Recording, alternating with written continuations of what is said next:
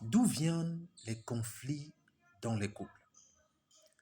Avant de répondre à cette question, je vais te demander de partager massivement cette vidéo et de t'abonner sur la page Évangéliste Gabriel. C'est juste en un clic, les amis. D'où viennent les conflits dans les couples? Appliquez ce conseil que je vais vous donner et vous verrez que ça va marcher.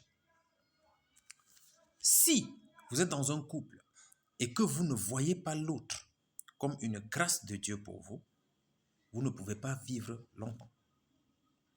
Le jour où vous allez commencer à considérer votre partenaire, votre conjoint, votre fiancé comme un don de Dieu pour vous, comme une grâce que Dieu vous a accordée, vous allez vivre longtemps. Et cela vice-versa.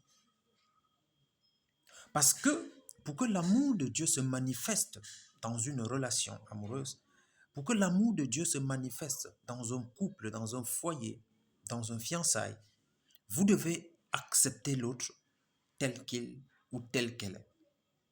Vous devez considérer que l'autre est un don que Dieu vous a donné. Et vous savez, un don, c'est ce que vous n'avez pas fait les efforts pour avoir.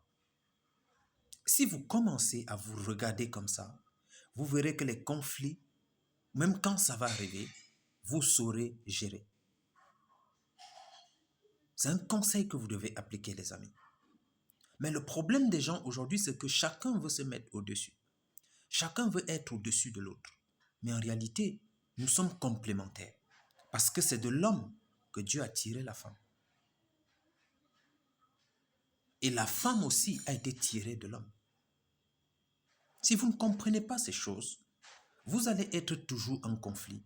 En conflit.